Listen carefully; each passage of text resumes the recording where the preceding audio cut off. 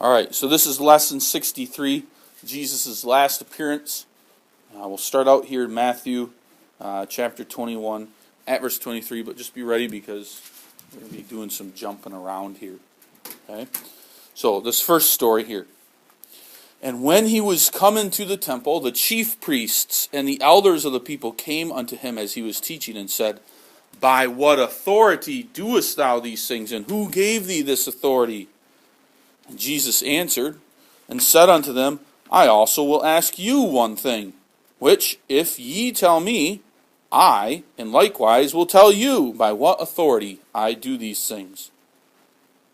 The baptism of John, whence was it? From heaven or of men? And they reasoned with themselves, saying, If we shall say from heaven, he will say unto us, Why did ye not believe him? But if we say of men, we fear the people, for all hold John as a prophet. And they answered Jesus and said, We cannot tell. And he said unto them, Neither tell I by what authority I do these things. So that's what the Pharisees do here. First, they challenge Jesus' authority. Who gave you permission to do all these things and to say these things? By what power do you think you can do them? Jesus, rather than answering them, doesn't matter what answer he gives them, they won't believe anyways, but he knows that they're trying to trap him, and it's not yet his time and his hour. So instead, Jesus turns and he asks them a question. He says, well, tell you what, I'll answer your question if you answer my question. This is not Jesus trying to avoid the question here. He's not running from it. Okay? But he's trying to show them the silliness of it. They already know the answer. They just don't want to admit it. And they're trying to look for something to capture him. So he asks them, well, what about John the Baptist? John the Baptist did great preaching, and he baptized. And he baptized in the name of the Father and the Son and the Holy Spirit. So now, by what authority did John the Baptist do those things? Now that's a great question, because the Pharisees are confounded. If they say, well, John the Baptist did it by the power of God, then what's their problem? What's the problem for the Pharisees then if they admit that it was done, John the Baptist baptized by the power of God? What's their problem there? Megan?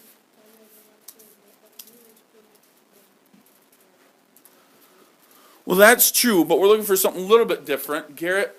Then Jesus would ask them why they didn't believe him. Right. John the Baptist came preaching and teaching, and you didn't believe him. The multitudes came out, but you guys didn't believe him. You didn't love him. So if you know that what he was doing was from God, why didn't you obey him and listen?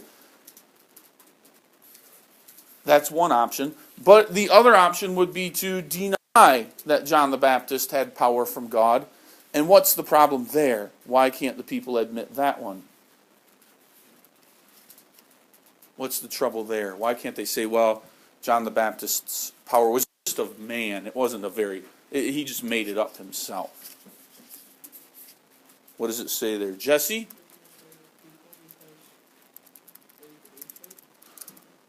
John the Baptist has a great multitude of followers, and if they said, well, his power was just of men, that would anger the multitudes. Now, it doesn't matter. They know the right answer, and that is, it's of God. But they won't admit it. So Jesus tells them, because you are unwilling to answer my question, I will not answer yours. But they know, Jesus does these, or they should know, by the authority of God. That's who gave him the power. So that's the first challenge. Who gave you this authority? Now, go to Matthew chapter 22. And we're going to start there at verse 15. Okay, again, the Pharisees are trying to come up with a reason to challenge Jesus. So chapter 22 of Matthew, verse 15. Then went the Pharisees and took counsel how they might entangle him in his talk. And they sent out unto him their disciples with the Herodians, saying, Master, we know that thou art true, and teachest the way of God in truth. Neither carest thou for any man, for thou regardest not the person of men. Tell us, therefore, what thinkest thou? Is it lawful to give tribute unto Caesar, or not? But Jesus perceived their wickedness, and said, Why tempt ye me, ye hypocrites? Show me the tribute money. And they brought unto him a penny. And he saith unto them, Whose is this image and superscription? They say unto him, Caesar's. Then saith he unto them, Render therefore unto Caesar the things which are Caesar's, and unto God the things that are God's. And when they had heard these words, they marveled and left him and went their way. Basically, they're asking, should I pay my taxes or not? They try to set Jesus up by saying, Jesus, we know you don't hold any person in higher regard. Everybody's equal, right? These persons are not more holy than this person. This person is no worse sinner than this person. So Jesus, if you don't hold anybody in high regard, then do you think, should we be paying our taxes to Caesar or not? Should we not do that? Because that's holding a man in high regard, and maybe we shouldn't, and obviously. The Pharisees are hoping here. Well, what are they hoping Jesus' answer is? What do they want his answer to be so they can trap him? What is it that they're looking for here? Grant.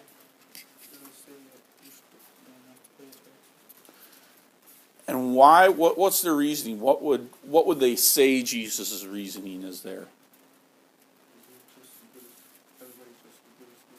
Okay. And then why could they place Jesus under arrest if he gives that answer? So let's say the Pharisees get their hopes come true, and Jesus says, "Well, don't pay it unto Caesar."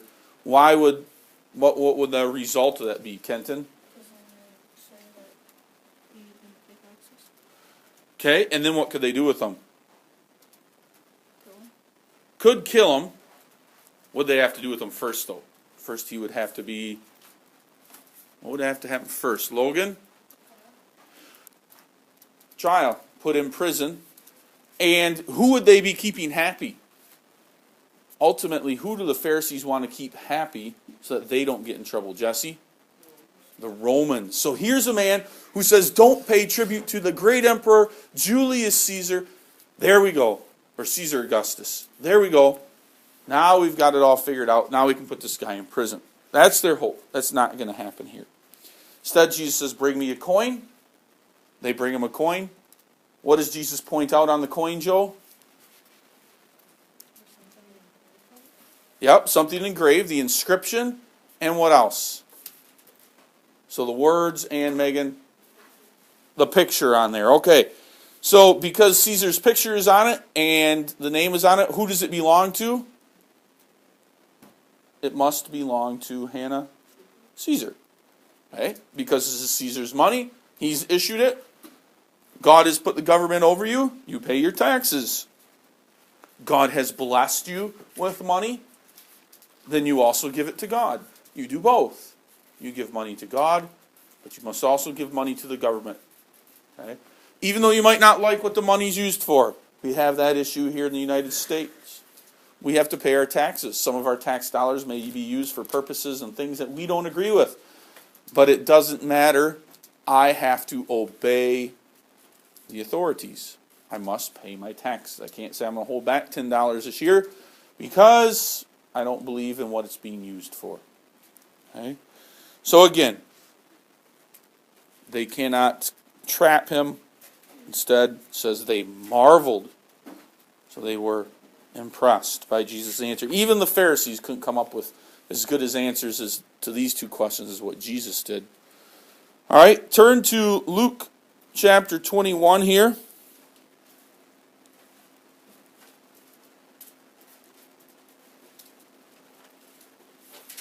Verse 1.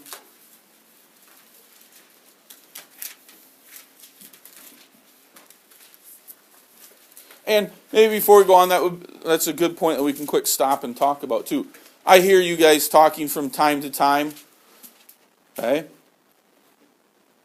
Talk a little bit about politics, who's the governor and who's the president. Okay? Jesse, what do mom and dad think about President Obama? Not a great guy. No, he's not. What do they think about Governor Walker? Good guy. Good guy. Why? I don't know. Does he go to church on Sunday? Oh. Does he use God's name in vain? Governor Walker? Oh. He likes to, every once in a while you hear on these. We have to respect them. Okay? We may not like President Obama and what he stands for, and we may like some of the things that Governor Walker stands for, but don't be confused. Neither men are Christians. Neither men are godly. But we still show respect to them because God has put them over us. Okay? You've heard that many times off the pulpit and other things too. Chapel before. You still refer to him as President Obama. God has placed him over you and me, whether we like it or not. Okay? Or the senators that rule over us. You've got the woman senator from the state of Wisconsin who's a lesbian. Okay? But God has put her over us. Oh, it'll be to her downfall, and it will be to her judgment later on, because God's going to say, now I gave you a special position in which you could make decisions. Did you do anything about it? She's going to have to answer no one day. But just remember that we do have to show respect and honor to all in authority over us, whether we like them or not. Probably do a great job showing respect and honor to ministers, teachers, mom and dad. Do you make mistakes and fall short sometimes? Sure. But it's very easy to get away with not showing respect to our elected officials because we don't like what they're doing or we don't like what they stand for. And that's true. I don't either. But I still have to treat them with respect. And also I need to be careful that I don't make some better than others when I look at their real lives and realize they're really not much different. They may vote for a few things that I like. Maybe one says abortion is right and one says abortion is wrong. But at the end of the day, neither of them are Christians. So that's a difficulty there. But anyways, let's go to Luke chapter 21 and take a look at this poor widow here that Jesus points out. Verse 1 of Luke 21, and he looked up and saw the rich men casting their gifts into the treasury. Some rich guys coming, right? Pull out a big wad of cash, if we made it in today's terms, or check with lots of zeros on it, and they're putting it into the collection. But pretty impressive. Maybe someone would even make a large donation here to school. Someone make a huge donation. We could build a gym or something and say, wow, that's a great man. We're very thankful for what he did. And we would be thankful. But then Jesus points out this. And he saw also a certain poor widow casting in thither 2 mites. And he said, of a truth I say unto you that this poor widow hath cast in more than they all. For all of these have of their abundance cast into the offerings of God. But she of her penury hath cast in all the living that she had. What's the lesson there? Megan?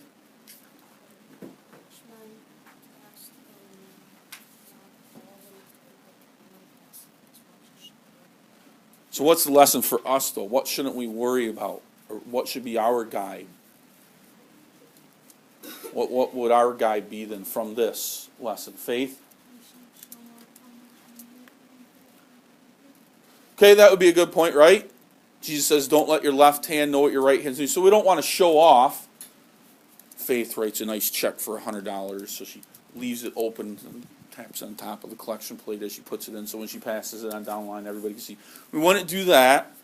Or we go to the cross the border supper and she gets out her money and we'll make sure waves it out for 5 or 10 seconds so everybody can see it. And slowly enters in them.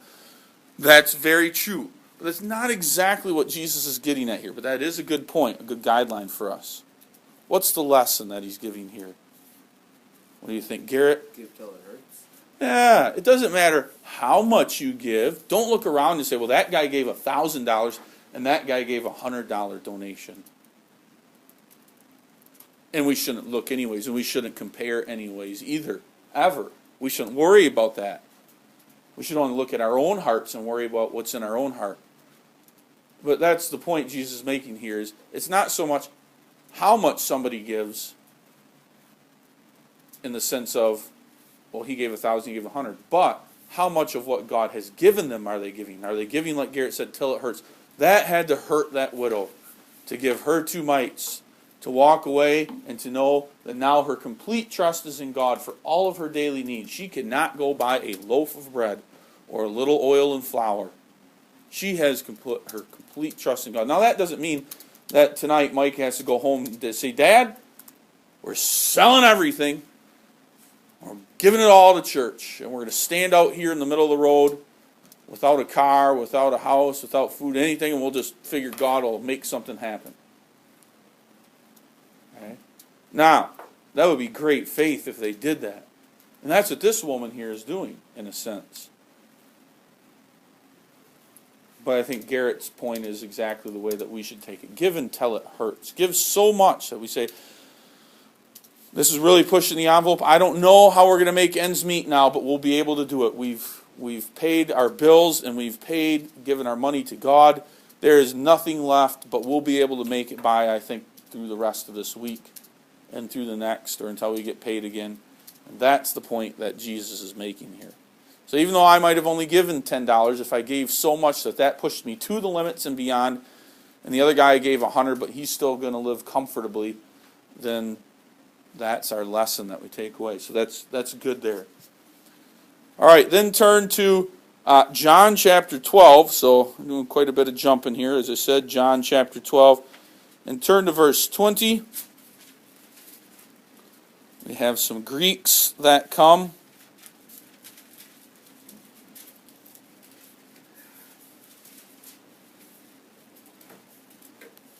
We see some interesting things that happen here. So John chapter 12, verse 20. And there were certain Greeks among them that came up to worship at the feast. The same came therefore to Philip, which was of Bethsaida of Galilee, and desired him, saying, Sir, we would see Jesus. Philip cometh and telleth Andrew, and again Andrew and Philip tell Jesus. Jesus answered them, saying, The hour is come that the Son of Man should be glorified. So what is that hour, Logan? Yep, when he's going to die on the cross. So it's coming. Verily, verily, I say unto you, except a corn of wheat fall into the ground and die, it abideth alone. But if it die, it bringeth forth much fruit. When the farmer plants that seed of corn in the ground, it's as though the former piece of corn had to die. It had to wither away. And the seed falls into the ground, and out of it springs new life. Jesus has to do what here? He's about to on the cross. He's about to die, but what will come out of Jesus' death on the cross for you and for me, Megan? Life. Okay? So keep going on here. Okay? Verse 25, He that loveth his life shall lose it, and he that hateth his life in this world shall keep it unto life eternal. If any man serve me, let him follow me, and where I am, there shall also my servant be. If any man serve me, him will my Father honor. Now is my soul troubled, and what shall I say? Father, save me from this hour. But for this cause came I unto this hour. Father, glorify thy name. So you see Jesus here. How does Jesus feel about his death? Just based on those last couple verses. And we know also in the future, maybe you can think of what will happen in the Garden of Gethsemane. But how does Jesus feel about his death there? In verse 27, what is Jesus saying about himself? Garrett? His soul is troubled. It says, this is a great burden that's been put on me, Father. But yet I know that this is why I came into the world and I must do it. I'm not going to try to escape. We know later on Jesus will say, let this cup pass from me. If there's any other way, Father, that this can happen, which we know there isn't. Okay? So Jesus, he has a human nature too. He's mournful, troubled by what he has to do. But anyways, verse 28, Father, glorify thy name. Then came there a voice from heaven saying, I have both glorified it and will glorify it again. So this booming, loud voice, which is God speaking, which we know in the Old Testament times people can hardly listen to, speaks from heaven. And here's the result in verse 29. The people therefore that stood by and heard it said that it thundered Others said, an angel spake to him. So people there think it's either lightning or it's an angel. But either way, Jesus answered and said, this voice came not because of me, but for your sakes. Now is the judgment of this world. Now shall the prince of this world be cast out. Who's the prince of this world that's going to be cast out? Joel? Yes, the devil. Good. And I, if I be lifted up from the earth, will draw all men unto me. Then he said, signifying by what death he should die. What group of people came to Jesus originally with a question and a difficulty here? Who came to Philip and who was it? Andrew? Yeah. The Greeks came. The Greeks would be considered, if they're not Jews, then they are, Logan, Gentiles. And now Jesus says here at the end that will draw all men unto me. Jesus is using this example to begin to show that he is going to not be taking his people just from the Jews, but from the Gentiles. And the Jews here alive are rejecting him. All right, and finally turn to Mark chapter 12.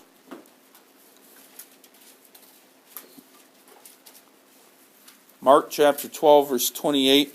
And again, the scribes and Pharisees come unto them. Okay. And one of the scribes came, and having heard them reasoning together, and perceiving that he had answered them well, asked him, which is the first commandment of all? What's the most important commandment, Jesus? And Jesus answered him, the first of all the commandments is, hear, O Israel, the Lord our God is one Lord. And thou shalt love the Lord thy God with all thy heart, with all thy soul, with all thy mind, and with all thy strength. This is the first commandment. And the second is like, namely this, thou shalt love thy neighbor as thyself. There is none other commandment greater than these. The scribe said unto him, well, master, thou hast said the truth, for there is one God, and there is none other but he. And to love him with all the heart, and with all the understanding, with all the soul, and with all the strength, to love his neighbor as himself, is more than all whole burnt offerings and sacrifices. And when Jesus saw that he answered discreetly, he said unto him, thou art not far from the kingdom of God. And no man after that durst ask him any question. So this man comes. What's the most important thing? Jesus teaches them, love God, love your neighbor. The first 4 commandments of the 10 commandments on one table that God wrote for Moses, they have to do with loving God. Okay, the other 6 have to do with loving my neighbor. If I do those 2 things, then I keep the law and the commandments. And then there's that beautiful answer there by the scribe, and he's saying that to Jesus. Jesus, if we do all these things, if we love God and we love our neighbor with all our heart, understanding, soul, strength, that's more than burnt offerings and sacrifices. Because what is Jesus going to come to put away so that the people don't have to do when he dies on the cross? No longer will the people have to do what anymore? Courtney? What won't they have to do once Jesus dies? All the Jews.